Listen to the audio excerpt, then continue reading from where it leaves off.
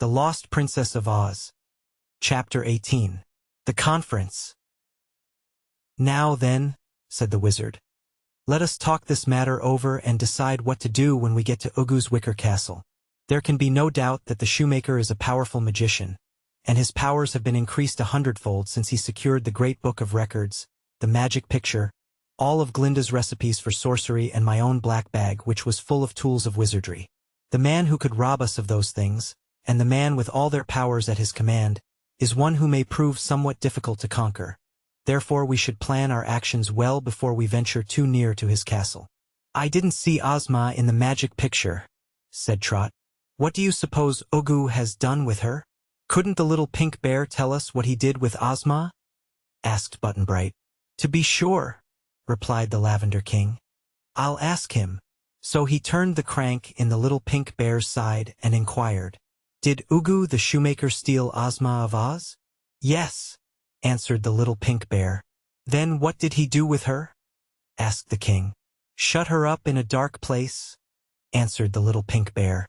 "Oh, that must be a dungeon cell," cried Dorothy, horrified. "How dreadful!" "Well, we must get her out of it," said the wizard. "That is what we came for, and of course we must rescue Ozma. But how?"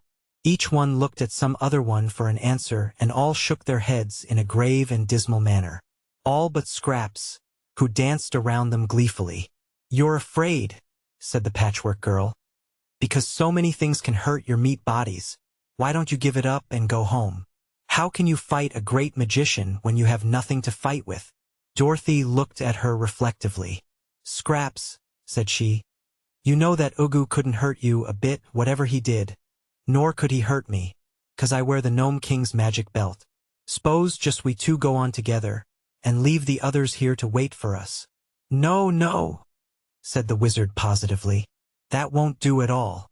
Ozma is more powerful than either of you. Yet she could not defeat the wicked Ugu, who has shut her up in a dungeon. We must go to the shoemaker in one mighty band, for only in union is there strength." "That is excellent advice," said the Lavender Bear, approvingly. "But what can we do when we get to Ugu?" inquired the Cookie Cook anxiously. "Do not expect a prompt answer to that important question," replied the wizard, "for we must first plan our line of conduct.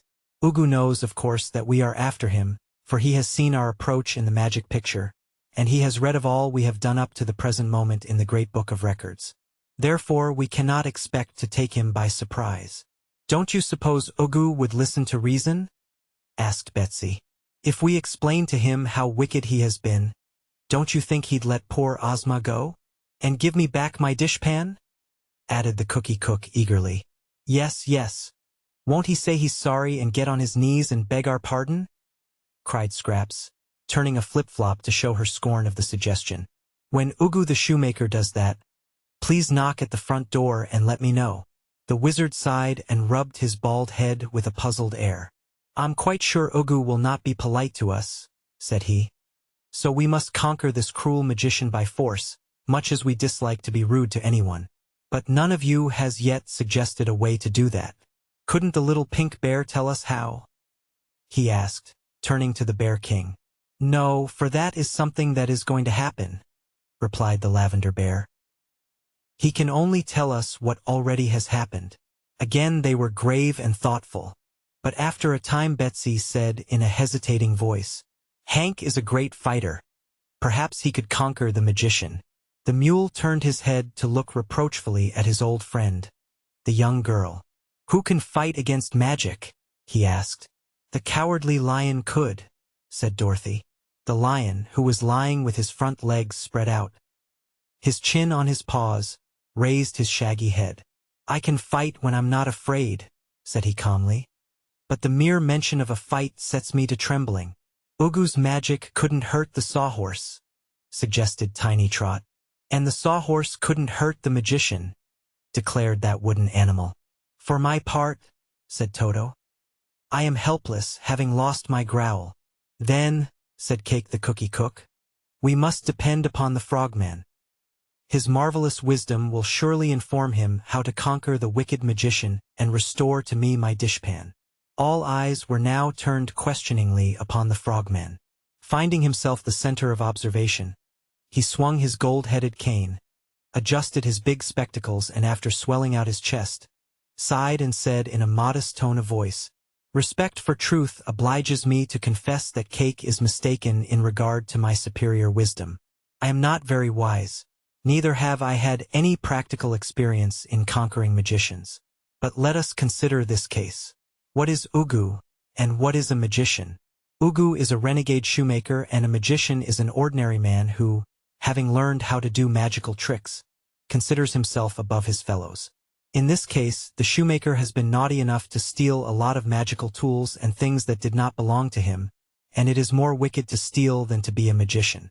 Yet, with all the arts at his command, Ugu is still a man, and surely there are ways in which a man may be conquered. How do you say how? Allow me to state that I don't know. In my judgment, we cannot decide how best to act until we get to Ugu's castle. So let us go to it and take a look at it. After that we may discover an idea that will guide us to victory." "That may not be a wise speech, but it sounds good," said Dorothy approvingly. "Ugu the shoemaker is not only a common man, but he's a wicked man and a cruel man and deserves to be conquered. We mustn't have any mercy on him till Ozma is set free. So let's go to his castle, as the frogman says, and see what the place looks like." No one offered an objection to this plan, and so it was adopted. They broke camp and were about to start on the journey to Ugu's castle when they discovered that Button-Bright was lost again. The girls and the wizard shouted his name, and the lion roared, and the donkey brayed, and the frogman croaked, and the big lavender bear growled, to the envy of Toto, who couldn't growl but barked his loudest. Yet none of them could make Button-Bright hear. So, after vainly searching for the boy a full hour, they formed a procession and proceeded in the direction of the wicker castle of Ugu the shoemaker. "Button-Bright's always getting lost," said Dorothy.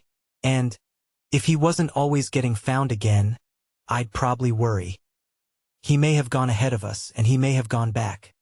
But wherever he is, we'll find him sometime and somewhere, I'm almost sure."